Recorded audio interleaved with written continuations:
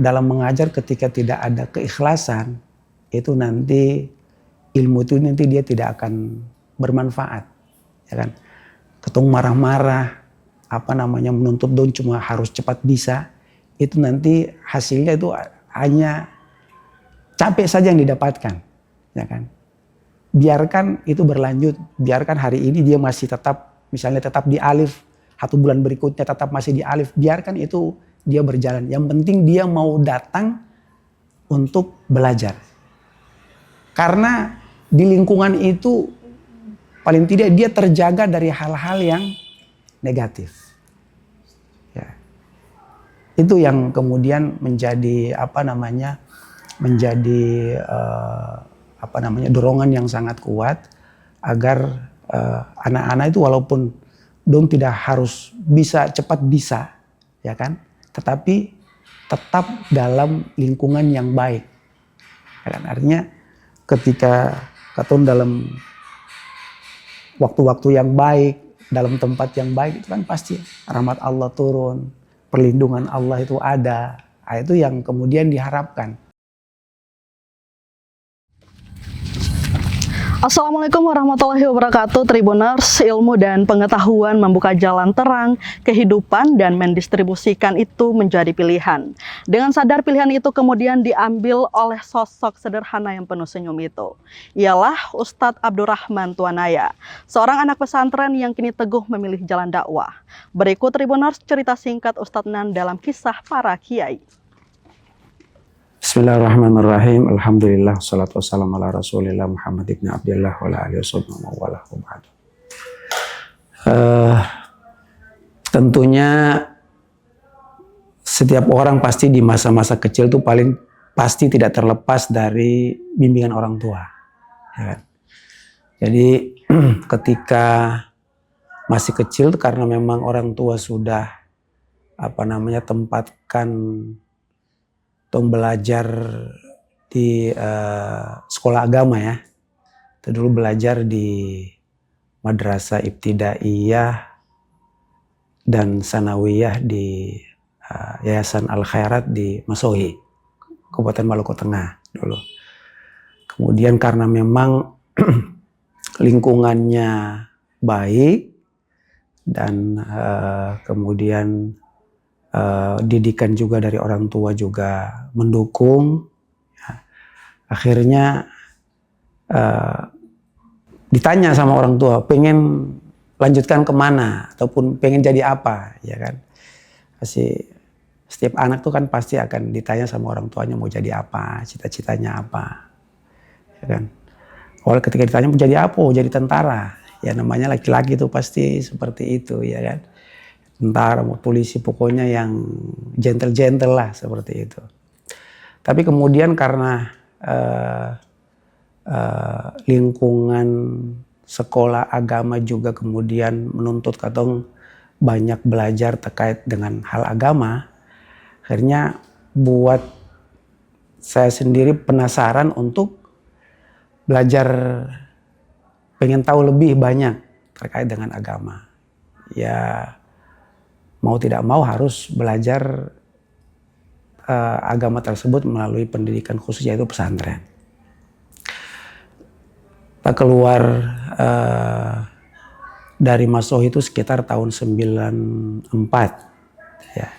Tahun 94 langsung menuju Gresik di Jawa Timur, Pondok Pesantren Mambau Solihin. Hal yang membuat saya pribadi kemudian sangat-sangat ingin sekali, ya karena memang pengen sekali untuk belajar menggali ilmu agama.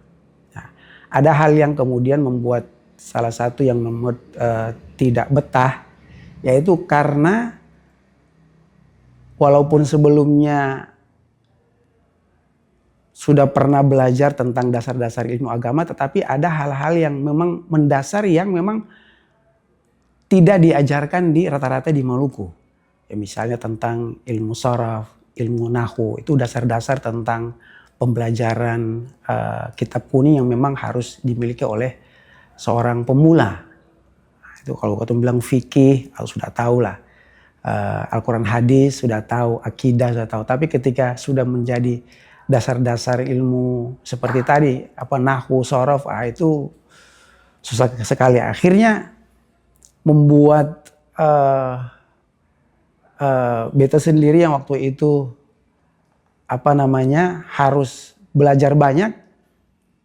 Akhirnya membuat kadang-kadang tidak kerasan. Tidak kerasan itu karena belum bisa menyesuaikan.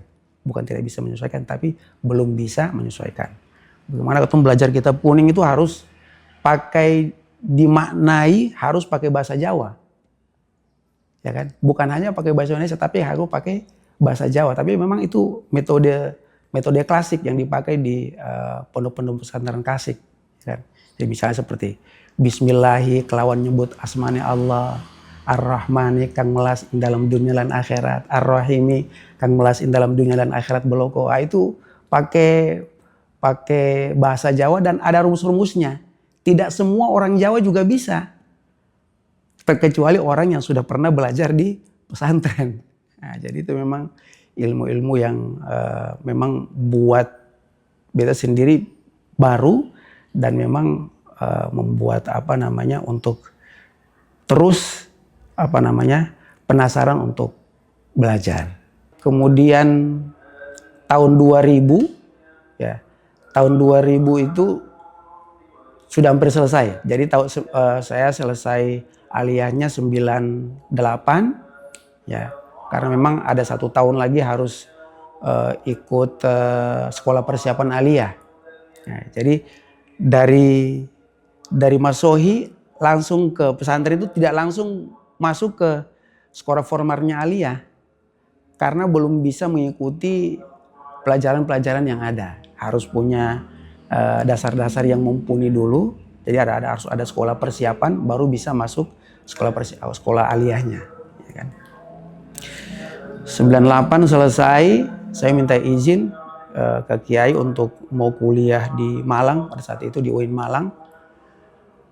Minta izin mau kuliah di Malang. Kata beliau, kamu sebentar dulu. Nanti mudah-mudahan nanti ada MOU ataupun beasiswa dengan universitas di Suriah, di Damaskus. Mudah-mudahan nanti bisa berangkat. Ya. Jadi kamu di sini aja dulu. Ngajar-ngajar dulu di sini. Akhirnya tahun 2000, Mei 2000, kamu siap-siap urus berkas-berkas, nanti berangkat ke Damaskus, Suriah. Ya. Pembiayaan itu pun dibiayai oleh kiainya. Pembuatan paspor sampai tiket-tiketnya dibiayai untuk ke Damaskus, Suriah.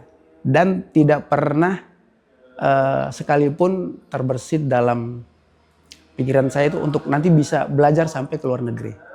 Ya. Sampai bisa belajar ke luar negeri.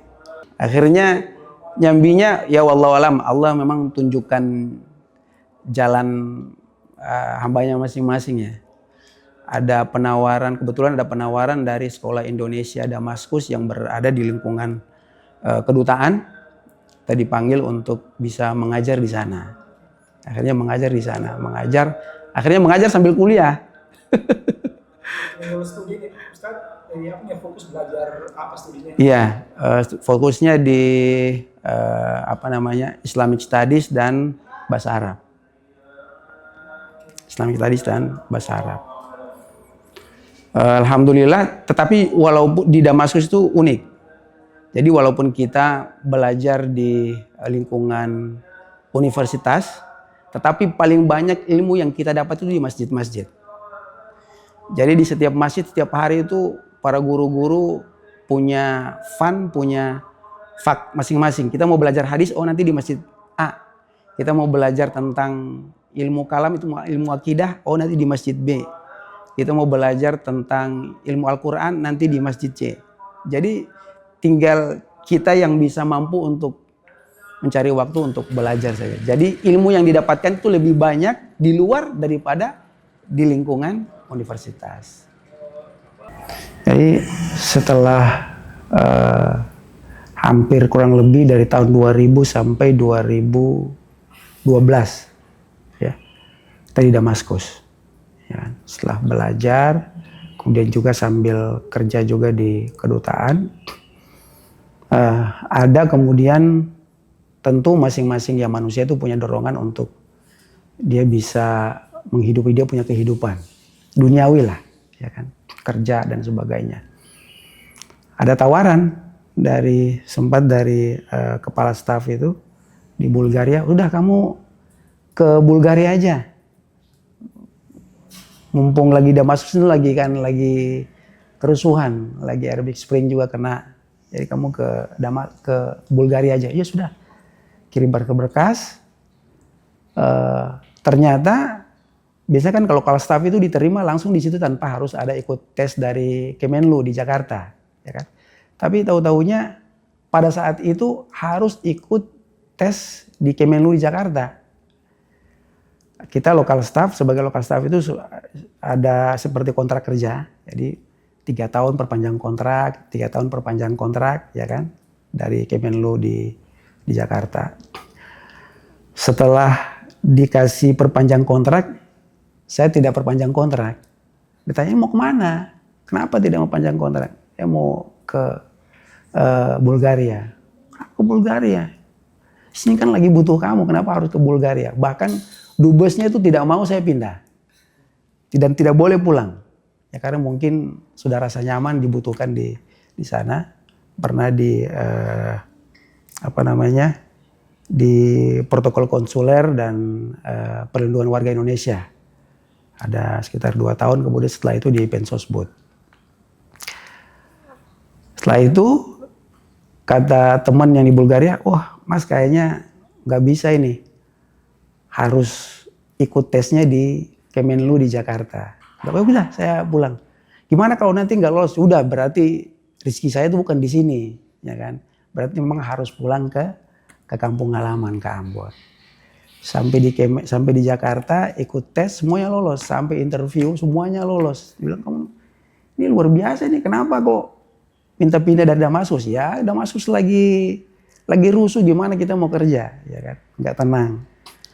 Terus lalu kenapa mau ke Bulgaria? Ya karena memang dikasih tawaran ke sana, ya kan? Dan di sana juga membutuhkan tenaga. Ya sudah. Tapi ini dubes kamu tidak mau kamu pindah dari Damaskus. Ya. Saya bilang, ya boleh apa ya kan kita kontrak sesuai dengan kontrak. Terkecuali ya diplomat dia harus nurut kan? Iya harus ikut. Sudah. Ya sudah nanti tunggu kabar untuk berangkat ataupun lolos atau tidak, ya kan? Tapi sudah ketemu dengan dubes Bulgaria. Mas, kita tunggu di Bulgaria. Ya. Siap, Pak.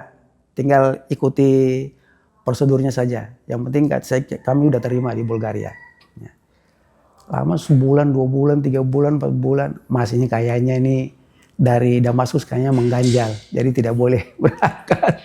Jadi sampai ke pegawaian Kemenlu pun tidak diperkenankan untuk berangkat. Saya bilang ya berarti rezeki saya tidak di situ. Saya disuruh kembali lagi untuk mengabdi ke masyarakat. Ya.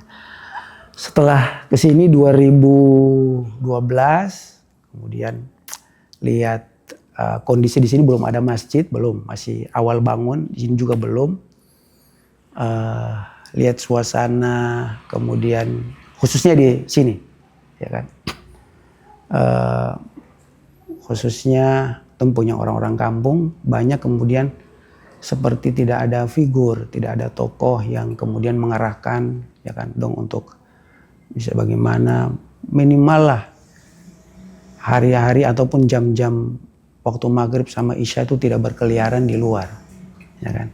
Aku bilang, ini kenapa kok anak-anak berkeliaran? Oh tidak ada tempat ngaji Ustaz. Oh di sini tidak ada TPQ, sudah kita bikin TPQ. Itu masih gubuk. Ya kan. Jadi kadang-kadang orang datang sini, wow Ustaz lumayan ya. Ya jangan dilihat ininya, lihat dari proses awalnya dulu. Susahnya seperti apa. Ya kan. Jadi memang rata-rata kiai-kiai yang memang betul-betul dari awal itu ya memang dari gubuk. Ya, bukan dari kemudian awal langsung sudah berdiri megah, ya kan. Nah dari situ kemudian pelan-pelan mulai dari orang rumah dulu, ya kan. mau ngaji pengen, oh tahu-tahu lama-lama yang tetangga mau ikut, lain-lain banyak yang kemudian yang belajar diminta untuk kemudian sudah pindah, sudah dibangun di sini kemudian suruh lanjutkan. Hal yang kemudian menggugah untuk kemudian bagaimana kita untuk kenapa ditanya kenapa tidak kerja saja jadi pegawai, jadi PNS, dia bilang ya kalau mau kerja dengan jadi PNS lagi berarti kita kembali lagi ke Damaskus, ya kan? Artinya itu mengulangi hal yang sama lagi, ya kan? Kita mau mengabdi masyarakat berarti tidak betul-betul mau ini lagi, ya kan? Karena artinya kita lebih banyak sibuk nanti di tempat kerjaan lagi, bukan mengabdi untuk masyarakat. Nah, akhirnya hal itu yang kemudian mendorong kita pribadi untuk mengabdikan diri di masyarakat. Ya sudah pelan-pelan yang tadi kemudian yang dari kiai yang di guru-guru di Gresik, ya Mas Buin Fakih, kemudian guru-guru yang ada di Damaskus yang mereka punya keikhlasan, artinya membuat membentuk kepribadian kita secara pribadi juga untuk bagaimana bisa mengikhlaskan diri untuk berbakti dan bisa khidmah di masyarakat, ya begitu. Jadi memang kita sebagai manusia tidak terlepas dari usaha-usaha, dan yang paling terpenting adalah campur tangan Allah Subhanahu wa taala. Sehingga sebagian besar apa yang kita lakukan sebenarnya pada hakikatnya adalah semua adalah campur tangan daripada Allah Subhanahu wa taala. Kita sering yang kita lakukan di sini adalah berjalan seperti apa adanya, ya kan? Yang terpenting adalah anak-anak itu ataupun santri-santri itu kemudian mau menjalankan apa yang ada, ya kan? Dia melewati segala proses yang ada, ya kan? Ada beberapa hal, misalnya contohnya seperti ini. Dari satu santri atau satu anak ke anak itu berbeda-beda, dia punya tingkat tingkat penerimaan ataupun dia punya keilmuan, ya kan?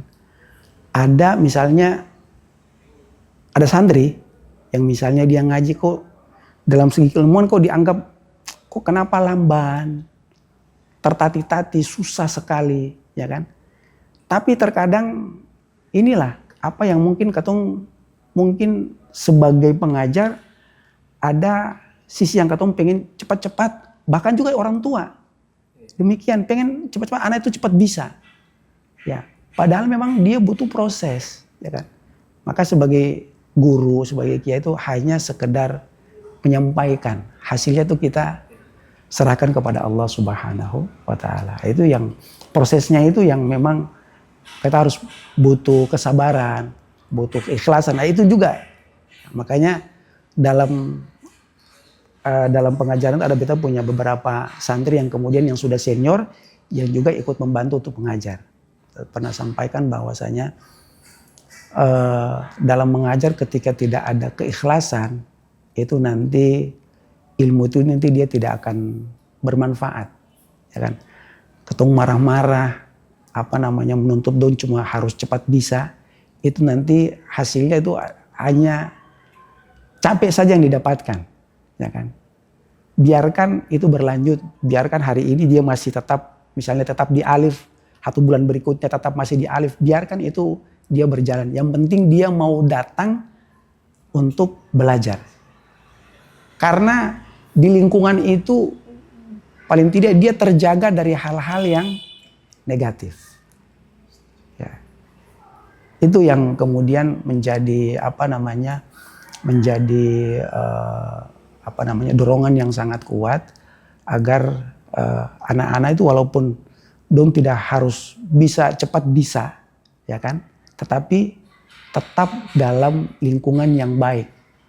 Ya kan? Artinya ketika katong dalam waktu-waktu yang baik, dalam tempat yang baik itu kan pasti rahmat Allah turun, perlindungan Allah itu ada. Nah, itu yang kemudian diharapkan, ya kan? Itu saya kira.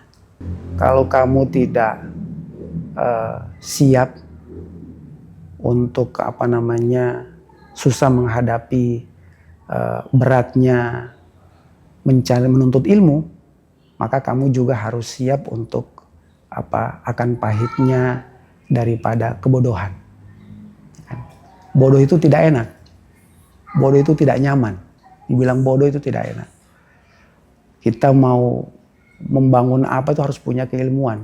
Melakukan apa harus didasari dengan ilmu. Begitu juga kita beragama. Ya kan? Beragama harus dilandasi dengan ilmu pengetahuan. Ya kan? Tidak ada orang yang sholat kemudian tunduk bangun dengan gerakan-gerakan yang hampa. Ya, tanpa ada arti dan substansi, tidak ada ruhnya. Tentunya harus punya dilandasi dengan keilmuan. Maka mari daripada kita teman-teman, anak-anak, masyarakat yang ada di Maluku, mari kita bersemangat ya untuk tetap mencari dan menuntut ilmu. Karena tidak ada batasan waktu dan batasan ruang. Ya, kita mau menuntut ilmu di mana saja bisa. Ya, mau kapan saja bisa. Tapi tentunya menuntut ilmu itu harus berguru, harus punya guru.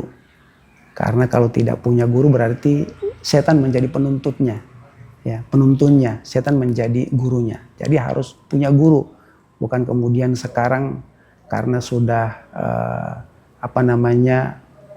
mudah kita mengakses keilmuan lewat internet, Google dan sebagainya, kemudian kita hanya jadikan itu sebagai salah satu sumber daripada keilmuan.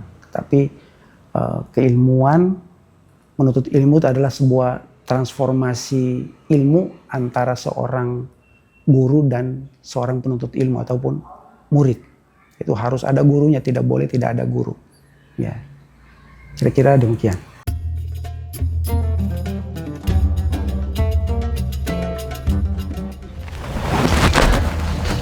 Tribuners, ikhlas adalah pilihan sadar dengan menggantungkan semua di tangan Allah Subhanahu wa Ta'ala. Semoga sekilas kisah ini membawa pesan baik bagi kita semua. Saya Mesya Marasabesi pamit undur diri. Wassalamualaikum warahmatullahi wabarakatuh. Download Tribun X sekarang, menghadirkan lokal menjadi Indonesia.